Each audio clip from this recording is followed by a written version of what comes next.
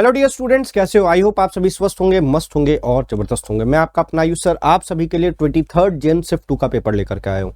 आइए देखते हैं कि शिफ्ट 2 के पेपर में किस तरीके के सवाल पूछे गए हैं, आखिरकार कौन कौन से टॉपिक्स को जेईई मेन एनटीए द्वारा कवर किया गया है। अगर हम इस बात को समझ पाएंगे तो हमारे जो भी बच्चे 28 जनवरी को एग्जाम देने जा रहे हैं उनको भी एक क्लैरिटी मिल पाएगी कि किन किन टॉपिक से सवाल पूछे जा रहे हैं। उन टॉपिक्स को आप अच्छा से करिए। आप देखिए जो भी ट्रेंड्स अभी तक एनटीए अपना रिपीट ही करते आया है। प्यूरिफिकेशन ऑफ मेथड से सवाल पूछे ही गए हैं, मूल कॉन्सेप्ट से सवाल पूछे ही गए हैं, सोल्यूशन से, रॉल्स लॉ पे, कॉलिगेटिव प्रॉपर्टीज पे, इन पे सवाल पूछे जा रहे हैं और पूछे जाएंगे। तो इन टॉपिक्स को थोड़ा सा अच्छे से कर लीजिएगा ताकि आप कम से कम 40-50 मार्क्स के लिए तो प्रिपेयर्ड रहे। मैं ये नहीं बोल रहा हूँ 100 आउट ऑफ 100 आ जाएगा, 2-4-5 सवाल तो वो ऊपर नीचे करेगा ही, कुछ ना कुछ डिफिकल्ट थिंग्स जरूर एंट्री अपना डालेगा सवालों में, तो उससे आपको घबराना नहीं है। मैं उन्हीं आसान सवालों को आपके पास इसलिए लेकर आता हूं ताकि आप भी सीखें कि एग्जाम में डिफिकल्ट क्वेश्चन में फंसने से बढ़िया है कि हम ये पहचान सके कौन से सवाल आसान है, कौन से सवाल डिफिकल्ट है। अपने आप को ईगो वहां पर सेटिस्फाई करने के लिए नहीं बैठना है कि भैया नहीं, हमसे तो बड़ा जो डिफिकल्ट सवाल है, जो ज्यादा कैलकुलेटिव है, उसको बनाना ही बनाना है। ऐसा कुछ भी करने की आवश्यकता नहीं है। आइए शुरू करते हैं आज के सेशन को। और इस सेशन में सबसे पहला सवाल जो यहाँ पर आपको देखने को मिल रहा है वो मिल रहा है 3 मोल्स ऑफ लिक्विड ए। क्या बोलता है? 3 moles of liquid A and 1 moles of liquid B are mixed to form an ideal solution. ठीक है। The vapour pressure of the solution becomes 500 mg। ठीक है, 5 mmHg। If 1 mole of A is further added then the vapour pressure of the solution increases by 20 mm of Hg। अब सवाल देख के समझ में आ रहा है ये सवाल कहाँ का? रॉल्स लॉ का। तो इसमें आप क्या कॉन्सेप्ट बैठा सकते हैं? पहले वाले में ए का मोल आपको कितना दिया हुआ है? 3, और बी का मोल कितना दिया हुआ है? 1, और आपको प्रेशर ऑफ द सॉल्यूशन क्या दे दिया है? 500 mm ऑफ Hg। मैं 500 ही लूंगा, दोनों जगह पे mm ऑफ Hg में ही दिया है। और आपसे जो पूछ रहा है वो भी आपसे mm ऑफ Hg में ही पूछ रहा है। आपसे पूछ रहा है find the pressure of P not भी आपको फाइंड आउट करना है। ठीक है, तो एक इक्वेशन आपका क्या बन जाएगा? P नॉट ए इंटू काई ए। अब काई ए कैसे निकालोगे? 3/4। कैसे? 3a का हो गया, टोटल कितना हो गया? 3 + 1 4, plus P not be into काई बी। अब काई बी क्या हो जाएगा? 1/4 बराबर 500। एक इक्वेशन आपका ये बन जाएगा। कोई दिक्कत है क्या? नहीं। अच्छा, इसको और थोड़ा सिंप्लीफाई करना चाहो तो कर लो। P not 3P not a plus P not be बराबर 2000। ये इक्वेशन 1 हो गया। आइए दूसरे इक्वेशन बात करें। बोलता है कि 1 मोल ए का डाल दिया, तो मतलब अब मोल्स ऑफ ए कितना हो जाएगा बेटा? 4। मोल्स ऑफ बी तो अभी भी 1 है, तो अब क्या बनेगा? P not a into 4/5 plus P not be into 1/5। अब बोला है क्या कि इसको डालने से 20 mm ऑफ Hg सोल्यूशन का प्रेशर बढ़ गया, मतलब अब कितना हो जाएगा? ये 520। इसको भी आप सॉल्व करोगे तो ये इक्वेशन बनेगा 4P not a plus P not be बराबर 2600। ये इक्वेशन नंबर 2 हो गया। अब जैसे ही इक्वेशन 2 हुआ, आप देख रहे हैं 1 और 2 में P not be cancel out हो जाएगा। जैसे ही P not be cancel out होगा, आपका P नॉट ए निकल के आ जाएगा। कितना आ जाएगा? 600। आपको क्या निकालना? P not be. किसी भी एक इक्वेशन में पुट करो तो P नॉट बी क्या निकल करके आ जाएगा? 200 mm ऑफ Hg। ये आपका आंसर हो जाएगा। आया बात समझ में? आगे बढ़ते हैं नेक्स्ट सवाल की ओर। बोलता क्या? इफ K2Cr2O7, आपको इसका कंसंट्रेशन दे दिया और वॉल्यूम दे दिया, सेंटीमीटर क्यूब में दिया, मतलब they are talking about ml। इसलिए मैं बार बार बोलता हूं यूनिट कन्वर्शन बहुत इंपॉर्टेंट है। इसका भी मतलब आपका क्या निकल के आता है? ml। इसका भी कंसंट्रेशन आपको दे दिया 0.6। अब सुनो, ये 0.6 m और ये किसका कंसंट्रेशन दिया? मोर सॉल्ट का। मोर सॉल्ट बराबर क्या होता है? Ferrous sulphate ammonium sulphate .6H2O। अब अगर मैं बात करूं आपसे कि मोर सॉल्ट में ऑक्सीडाइज या रिड्यूस कौन होता है, मैं बता दूं ऑक्सीडाइज हमेशा आयरन होने वाला, अमोनिया के नाइट्रोजन को कोई इफेक्ट नहीं पड़ता। यही इंपॉर्टेंट बात है मोर सॉल्ट का। और जब हम लोगों ने एन फैक्टर निकालना सीखा है, हमारे पास वीडियो भी दिया गया होगा, आपके वीडियोस में जाकर के देख सकते हैं रेडॉक्स में, वहां पर मोर सॉल्ट को स्पेशली हम लोगों ने ये बताया कि इसका आप याद रखना सिर्फ Fe2+ या Fe3+ में कन्वर्ट होता है। अब K2Cr2O7 दे दिया, मतलब आपको क्या दे दिया? Cr2O7 2- will react with Fe2+, will form Fe3+ plus Cr3+। अब इसमें तो कोई लोचा है ही नहीं। बोलता find the value of x।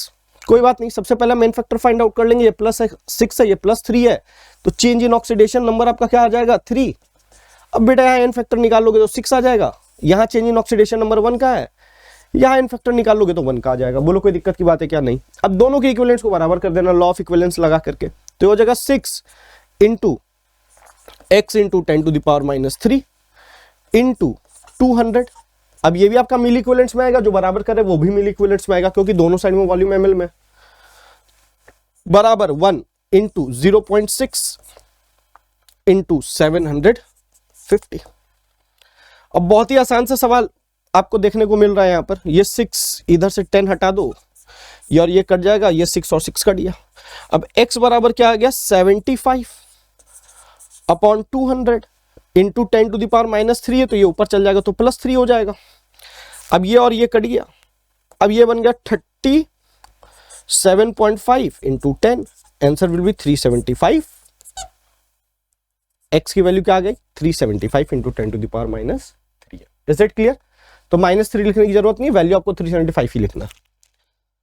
आइए नेक्स्ट सवाल देखते हैं। ये सवाल थोड़ा सा देखने में डरावना लग रहा है, लेकिन है नहीं। ये फोटो इलेक्ट्रिक से सवाल आ रहा है एटॉमिक स्ट्रक्चर का। आप देखिए, there are 2 monochromatic lights of 6 eV was incident on 2 metallic surface.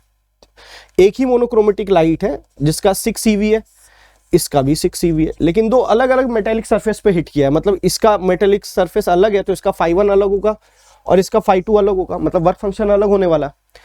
They have a ratio of their work function and maximum kinetic energy. आपको दो चीजें दे दी गई, φ1 और φ2 का रेशियो दे दिया गया है, और Kemax1 अपॉन Kemax2 बराबर 2.62 अपॉन 1 का वैल्यू दे दिया गया है। ठीक है, तो हमको ही पता है काइनेटिक एनर्जी बराबर क्या हो जाएगा, Kemax1 बराबर जो भी एनर्जी फोटोन की है दैट इज 6 माइनस φ1, और दूसरा जो निकलेगा Kemax2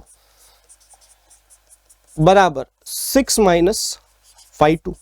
अब ये दो इक्वेशन बन गया बेटा 1 और 2। आपको क्या करना है, दोनों का रेशियो निकाल लेना। तो Kemax1 अपॉन Kemax2 का वैल्यू क्या आ जाएगा, मैं डायरेक्ट लिख दूं क्या, डिवाइडिंग 1 एंड 2, 2.62 अपॉन 1 बराबर 6 माइनस φ1 अपॉन 6 माइनस φ2। अब ये एक सिंगल इक्वेशन बना है जहां पर φ1 और φ2 का भी आपको रिलेशन दिया गया 1 अपॉन 2, मतलब यहां से आपको पता चल जाएगा φ1 बराबर 2 इंटू φ2। आपको बस यहां पर पुट करना है और वैल्यू को सॉल्व कर लेना है। आपके पास φ1 का वैल्यू निकल करके आ जाएगा, और अगर φ1 का आ गया तो φ2 का भी आप फाइंड आउट कर सकते हो। ठीक है, बस आपको क्या कर देना, ट्वाइस कर देना है। तो बड़ा ही आसान सा सवाल है ये, अगर आप इसको थोड़ा बेसिक तरीका से सोचोगे तो आसानी से निकाल दोगे। नेक्स्ट, अच्छा क्या हम इसको ऑप्शन से भी बना सकते हैं क्या, तो ऑप्शन से भी बना सकते हैं। अब देखो, एक ये वाला तो होना नहीं है क्योंकि ये ट्वाइस है नहीं बेटा। क्या रहा है, φ1 बराबर 2 इंटू φ2, मतलब φ1 विल बी ग्रेटर, तो ये ऑप्शन नहीं होगा, ये ऑप्शन भी नहीं होगा, ये ऑप्शन भी नहीं होगा, और मेरे हिसाब से ऑप्शन 2 ही आपका करेक्ट आंसर है। मैं बिना ये सॉल्व किए भी सवाल को सॉल्व कर सकता था। थोड़ा ऑप्शन का भी अगर इस्तेमाल करोगे तो हो सकता है एग्जाम में आपको कुछ बेनिफिट मिले। नेक्स्ट, अब ये देखो, देख के ही पता चल रहा है कि कैथोड भी उसी मेटल का है और एनोड भी उसी मेटल का है, मतलब ये कंसंट्रेशन सेल का खेला है। और कंसंट्रेशन सेल का बेसिक अगर आपको पता है तो इसका E0 सेल आपका क्या निकल करके आएगा, 0। क्लियर है? अब आपका जो ई सेल है, तो ई सेल बराबर क्या हो जाएगा, अगर आप इसका इक्वेशन लिखेंगे तो क्या आएगा, m से mn प्लस बना, मैं इसको एनोड लिख दे रहा हूं। उसी तरीका से mn प्लस कैथोड से m कैथोड बन रहा है। इन दोनों इक्वेशंस को जब आप ऐड करेंगे बेटा तो आपका क्या निकल के आएगा, Ma plus mn plus cathode will form Ma anode plus m cathode. बोलो कोई दिक्कत की बात है क्या? अब अगर आप ई सेल लिखेंगे तो ये तो आपका 0 हो गया, माइनस 0.06 अपॉन n आपका नंबर ऑफ इलेक्ट्रॉन्स, यहां पर n ही नजर आ रहा है, लॉग। अब क्या लिखोगे, ऊपर में आ जाएगा एनोड और नीचे में आ जाएगा कैथोड। ये और ये तो 1 हो जाएगा सॉलिड स्टेट में है तो। और ई सेल बराबर क्या लिख सकते हो, प्लस 0.06 अपॉन n। अगर इस माइनस को प्लस करोगे तो ये आपका रेसिप्रोकल, मतलब ये जो है डिनोमिनेटर न्यूमरेटर बन जाएगा और न्यूमरेटर आपका डिनोमिनेटर बन जाएगा। बड़ा आसान सा सवाल है। अब अगर आपको सेल को फंक्शन कराना है तो डेल्टा जी का क्या होना चाहिए, नेगेटिव। ये नेगेटिव तभी होगा जब ई सेल आपका क्या होगा, पॉजिटिव। ये नॉट नहीं है, ठीक है। तो ई सेल आपका पॉजिटिव होने के लिए कैथोड का कंसंट्रेशन ज्यादा होना चाहिए। तो देख लो C1 is greater than C2। अब C1 आपका क्या बोल रहा है, कंसंट्रेशन एट कैथोड, तो option 4 is your correct answer. बड़ा आसान सा सवाल है ये भी। नेक्स्ट, अब इस ग्राफ को देख के बहुत जन डर जाएंगे। डरने की यहां पर कोई बात ही नहीं है बेटा। बोलता क्या, for a given reaction A से NB में कन्वर्ट हो रहा है, एक ग्राफ इज गिवन, ठीक है, A से NB में कन्वर्ट हो रहा है। इस ग्राफ से ये पता चल रहा है कि 10 बजे, मतलब आपने रिएक्शन स्टार्ट किया 10 o'clock पर, तो आपका A का कंसंट्रेशन कितना था बेटा, 0.5 और B का कितना था जीरो था, बी का कुछ था ही नहीं 10 बजे। 10:10 पर जैसे ही टाइम 10:10 हुआ, लेट सपोज इसका x अमाउंट कन्वर्ट हो गया तो ये nx में कन्वर्ट होगा और ये 0.5 माइनस x बचेगा। अब अकॉर्डिंग टू द ग्राफ 10:10 पे आपको एक वैल्यू मिल रही है a की, कितनी? 0.4। अब 0.4 मिल रही है, आपको क्या निकालना है? Find the value of n। बहुत आसान है। और आपको यह भी पता चल रहा है इसी ग्राफ से कि 10:10 पे b की वैल्यू कितनी है? 0.3। तो मैं डायरेक्ट क्या करूंगा, nx बराबर 0.3 कर सकता हूं। लेकिन हमको यहां पर x की इक्वेशन नहीं पता है, तो मैं एक और इक्वेशन लिखूंगा, 0.5 माइनस x बराबर 0.4। यहां से x की वैल्यू क्या निकल करके आ जाएगी बेटा? 0.1। अब आप यहां 0.1 जैसे ही पुट करोगे, आपकी n की वैल्यू क्या निकल के आ जाएगी? 3। तो आंसर विल बी 3। देख रहे हो सवाल कैसा है? आगे बढ़ते हैं नेक्स्ट सवाल पे। इस सवाल में क्या बोल रहा है? XeO2F2 के लिए करेक्ट स्टेटमेंट लीजिए। मैंने आपको एक इजी सा ट्रिक बताया है। क्या बताया बेटा? अगर आपको स्टेरिक नंबर निकालोगे काम हो जाएगा। और ऑक्सीजन अगर साइड एटम की तरह तो उसकी वैलेंसी 0 मान लेना। फॉर्मूला लगा देंगे, half into valence shell electron of the central atom. Valence electron of the central atom कितना है? 8। अब ऑक्सीजन आपका क्या है? साइड एटम, तो इसकी वैलेंसी मैं 0 ले लूंगा और इसकी वैलेंसी 1 ले लूंगा। तो क्या आ जाएगा? 8 प्लस 2 इंटू 0 प्लस 2 इंटू 1। बोलेंगे सर अगर नेगेटिव चार्ज होता तो ऐड कर देते, पॉजिटिव चार्ज होता तो सब्ट्रैक्ट कर देते। यहां से आपकी क्या निकल करके आ जाएगी? 8 प्लस 2 हो गया 10 और इस दोनों को काट दोगे 5। 5 आ गया तो 3 इसमें, 4 बॉन्ड पेयर और 1 लोन पेयर है। स्ट्रक्चर कैसा बनेगा? It will be like this. बोलोगे सर लोन पेयर और मल्टीपल बॉन्ड्स को क्यों यहां पर रखे हो इक्वेटोरियल पोजीशन में? क्योंकि यहां पर एंगल ज्यादा है, रिपल्शन कम होगा, स्टेबिलिटी ज्यादा। पहला, it has a seesaw shape. Yes it has a seesaw shape, तो ऑप्शन ए आपका करेक्ट है। नेक्स्ट, FXEF के बीच में एंगल लगभग, हाँ ठीक है रिपल्शन होगा, लेकिन यहां पर इक्वल्स टू नहीं बोल रहा, लगभग 180 है, मतलब ऑप्शन बी भी आपका करेक्ट है। अब ऑप्शन डी और ऑप्शन सी में देख लो, number of valence electron on xenon will be 5। ये आपका मामला गड़बड़ होता हुआ नजर आ रहा है। उसी के बाद OXCO का 180 कैसे होगा भाई? 120 है, ये भी गलत होता हुआ नजर आ रहा है। मतलब ए और बी आपका करेक्ट है। ऑप्शन 4 आपका क्या हो जाएगा? करेक्ट। आ रहा है क्या बेटा समझ में? आगे बढ़ते हैं नेक्स्ट सवाल में। बोलता how many of the following complexes of the unpaired electron. बड़ा आसान सा सवाल है, यहां पर समझो मेरी बात को। ये सारे के सारे कौन सा ग्रुप वाले हैं? नहीं पढ़ोगे तो पिटोगे। अब ये सारे के सारे D8 वाले हैं, क्योंकि सभी पे क्या आ गया है? 2+। ध्यान से देख लो, यहां पर ऑक्सीडेशन नंबर निकाल लोगे बड़ा आसानी से।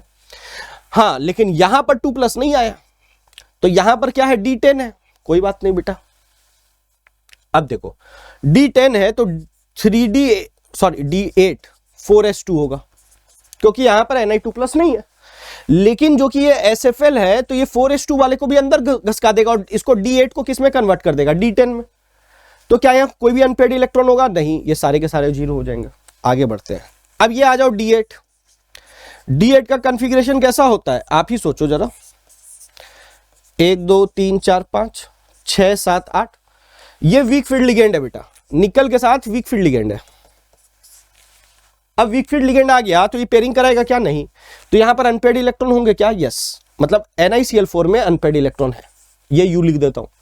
अब मेरी बात ध्यान सुनो, यहां पर पीटी वगैरह नजर आ रहा है। तुम्हें पता पीटी और पीडी मतलब 4D और 5D वाले सीरीज में अगर D8 कॉन्फ़िगरेशन आता है और उसके साथ जो भी लिगेंड लगा हुआ हो, लेकिन लिगेंड का कोऑर्डिनेशन नंबर 4 होना चाहिए। तो इन सभी में कोऑर्डिनेशन नंबर 4 आ रहा है, सिर्फ D8 कॉन्फ़िगरेशन हो। D8 कॉन्फ़िगरेशन कैसे? सभी पे +2 है तो D8 है। अब कोऑर्डिनेशन नंबर भी 4 है, तो चाहे स्ट्रॉन्ग तो स्ट्रॉन्ग की तरह बिहेव करेगा, लेकिन अगर वीक है वो भी स्ट्रॉन्ग की तरह बिहेव करेगा। और अगर D8 कॉन्फ़िगरेशन में स्ट्रॉन्ग फील्ड लिगेंड आ जाए तो भैया पेयरिंग करा देगा। पेयरिंग करा देगा तो अनपेयर्ड इलेक्ट्रॉन क्या हो जाएंगे? 0। और अनपेयर्ड इलेक्ट्रॉन 0 हो जाएंगे तो भैया काम हो गया खत्म। मेरा आंसर खाली क्या हो जाएगा? 1। How many of the following have the unpaired electron? Only 1 species is there. आ जाओ नेक्स्ट सवाल में। अब देखने में बड़ा लग रहा है ये, फिर अगेन वही बात, देख करके हम किसी का भी मतलब डोंट जज a book by its cover बेटा। CONH363+ है, मतलब CO3+ आ गया, मतलब यहां आ गया D6 कॉन्फ़िगरेशन। यहां आ जाओ MnCl6 ऊपर में क्या है? 3-, मतलब अगर आप यहां पर देखो तो यहां पर भी Mn का क्या आ रहा है?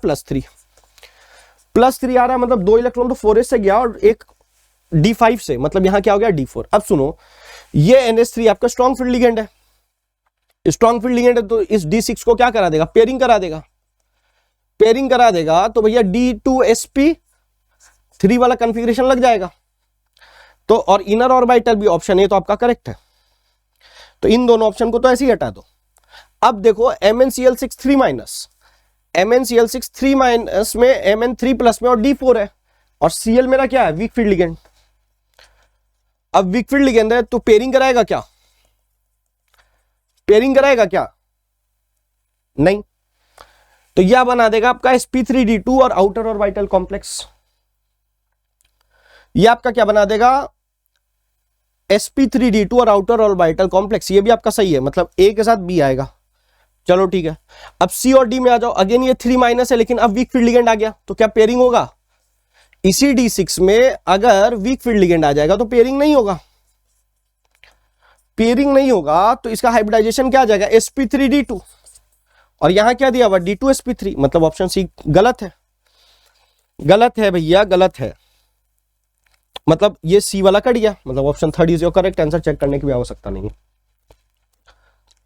आगे बढ़ते हैं, ऑक्सीडेशन स्टेट ऑफ क्रोमियम। देखो ये जितने भी वीडियोस है, ये वीडियोस का ध्येय ये नहीं कि आप बहुत अच्छा कॉन्सेप्ट सीख जाओगे, बस इन वीडियोस का ध्येय ये है कि आपको एक ओवरऑल रेंज पता चल रहा है कि किन किन चैप्टर से सवाल आ रहे हैं और अटेम्प्ट कैसे लेना सवाल को, मैं अप्रोच सिखाने पर आपको यहाँ पर आया हूँ। ठीक है, बोलता oxidation state of chromium with reaction with Ki। अब obviously Cr2O7 2 minus in acidic medium will behaves as oxidising agent, तो रिड्यूस हो जाएगा, और ये I माइनस किस में कन्वर्ट हो जाएगा, I2 में। तो बोलता oxidation state of chromium in the final product क्या है भैया, 3+, option fourth is your correct answer. आगे बढ़ो, statement 1, O2 minus is smaller than F minus, या F माइनस है, ठीक है, O2 यहाँ 2 माइनस है बेटा, नहीं नजर आ रहा, मैं लिख दे रहा हूं, O2 माइनस है या F माइनस है, तो O2 माइनस का साइज कभी छोटा नहीं होगा। स्टेटमेंट 1 तो करेक्ट, इनकरेक्ट हो गया, स्टेटमेंट 1 तो इनकरेक्ट हो गया। हम इसी से सवाल को सॉल्व कर सकते थे, लेकिन यहाँ 2 वाला भी चेक करना पड़ेगा। बोला सेकेंड आयनाइजेशन ऑफ सोडियम, तो सोडियम सेकेंड आयनाइजेशन में 2s2 2p6 बना देगा, और इसका कहां रहेगा, 3s2 3p6 4s1 रहेगा। तो यहां से इलेक्ट्रॉन निकालना आसान है, यहां से डिफिकल्ट, मतलब second ionisation energy of sodium will be higher. तो यहां बोल रहा है स्टेटमेंट 2 इज करेक्ट, ये करेक्ट है, ये इनकरेक्ट है, तो 1 is incorrect, 2 is correct, option 4 is your correct answer. आगे बढ़े बेटा, एकदम आसान सा सवाल पूछा, कौन सा आइसोबार है, आइसोबार मतलब जिसका एटॉमिक मास सेम हो जाए। कहां तुमको दिख रहा भैया मास सेम, सिर्फ एक ही जगह नजर आ रहा है, option 3 is your correct answer. Next question देखो, बोला DNA and RNA are the chiral molecules, ठीक है, the chirality in DNA and RNA arises due to, obviously ये किसके कारण है, ये डी ऑक्सीराइबोस के कारण है, और आरएनए में डी राइबोस के कारण होता है।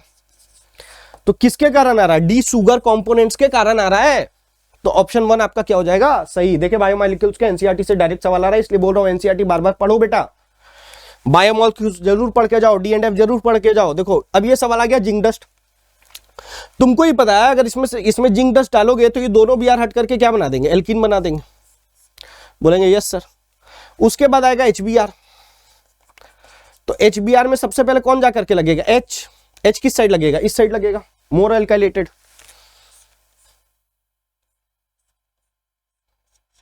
यहां H लग गया, अब यहां आ गया पॉजिटिव चार्ज, अब यहां कार्बोकेटायन का स्टेबलाइजेशन लगेगा ना, तो स्टेबलाइजेशन लगेगा तो ये यहां नहीं रहेगा, यहां आ जाएगा, क्यों, क्योंकि ये 3 डिग्री बन जाएगा ना, 3 degree carbocation are more stable than 2 degree. अब Br माइनस आके लगेगा, कहां लगेगा, यहां पर, तो स्ट्रक्चर कैसा बन जाएगा बेटा, ये कौन सा ऑप्शन है ऐसा, option 3 is your correct answer.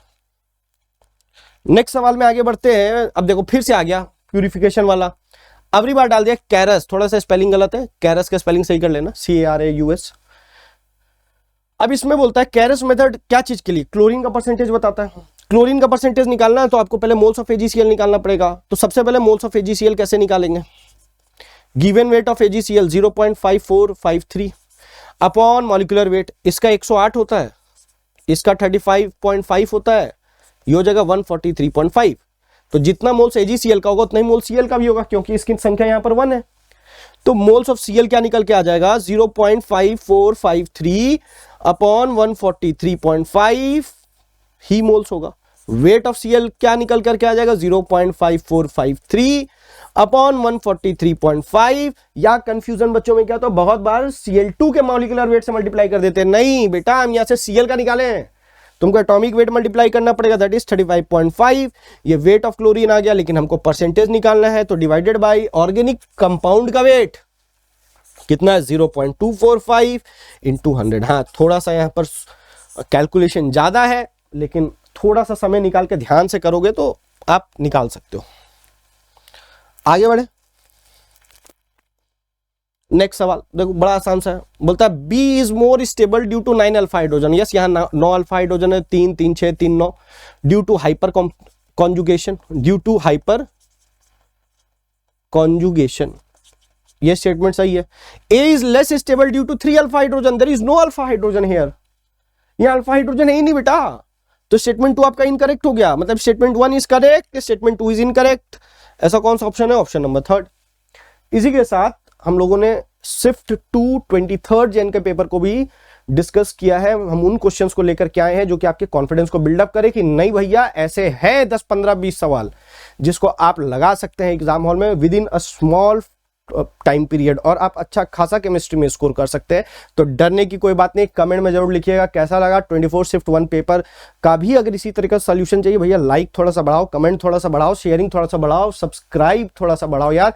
अपने इस भाई को, अपने इस सर को, अपने इस दोस्त को, जो आप कहना चाहो कह लो, एक मोटिवेशन दो। जैसे मैं आपको मोटिवेशन दे रहा हूं वैसे आप भी मुझे मोटिवेशन दो, ताकि मैं और आपके लिए काम कर सकूं और बेहतरीन सवाल, बेहतरीन कॉन्फिडेंस लेवल आपका पहुंचा सकूं। मिलता हूं नेक्स्ट वीडियो में, तब तक के लिए स्वस्थ रहे, मस्त रहे,